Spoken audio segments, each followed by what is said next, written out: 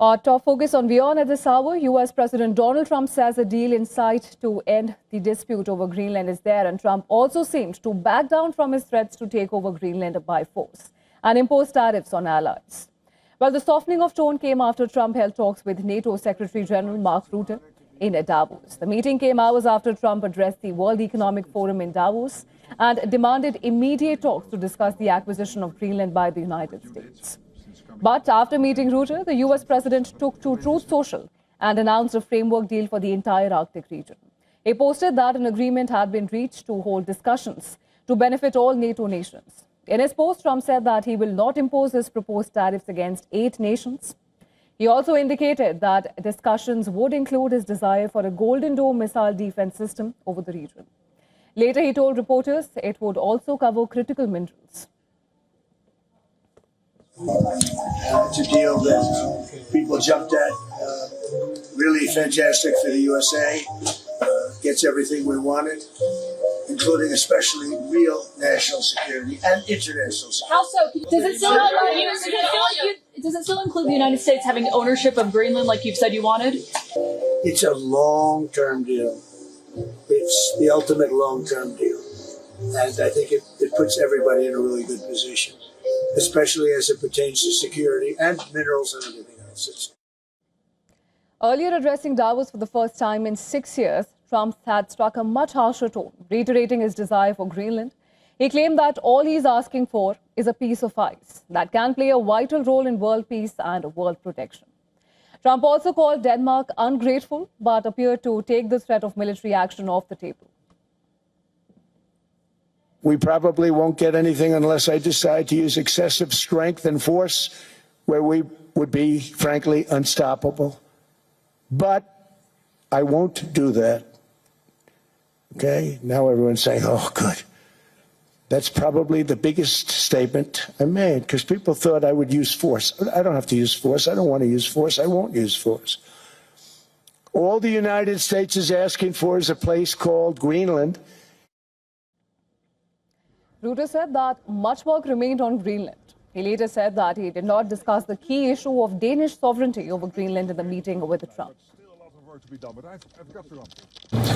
That issue did not come up anymore in my conversations tonight with the President. He very much focused on what do we need to do to make sure that that huge Arctic region, where change is taking place at the moment, where the Chinese and Russians are more and more active, how we can protect that. That was really the focus of our discussions.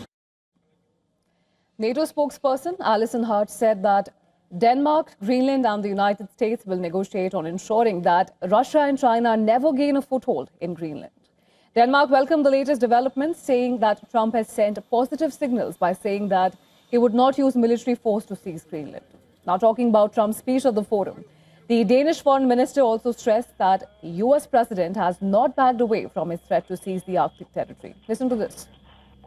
What was quite clear after this speech is that the president's ambition is intact. Of course, it is positive in isolation that it is said that he will not use military force. Of course, that has to be noted. Meanwhile, the Danish defense minister expressed hope that the United States will participate in future NATO exercises in the Arctic.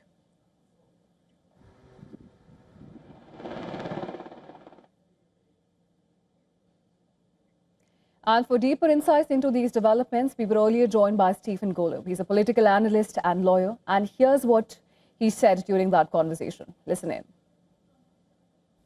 We should take it with a lot of skepticism or maybe even cynicism. It's possible that in their wisdom, and I mean that literally, the NATO nations, the European nations, including Denmark, may grant him a small concession here or there that falls far, far short of ownership of Greenland or his controlling Greenland in any way. But for him to say there's a deal on the table or the deal is being worked out, no, that's simply not the case. But that's typical Donald Trump. He often says there are deals, there are concessions. He's gotten massive investments coming in, et cetera, et cetera. When you look below the surface of these statements, it's often the case that there's nothing there. There's one other element I want to add to this whole, or two other elements briefly to add. One is that regardless of what happens in the short run, if you're a European nation, you have to wonder, this guy was talking about going to war with NATO, with his NATO allies, over an island inhabited by 60,000 people in the North Atlantic, a strategically important island. But he was talking about doing that, about breaking up NATO over this. And you have to wonder, going forward, how much can we trust or rely on this guy? And I wouldn't blame European nations for really doubting how much they can rely on him. And then the second factor is another, an unrelated factor is you have to bear in mind that a lot of what Trump does, even including Greenland,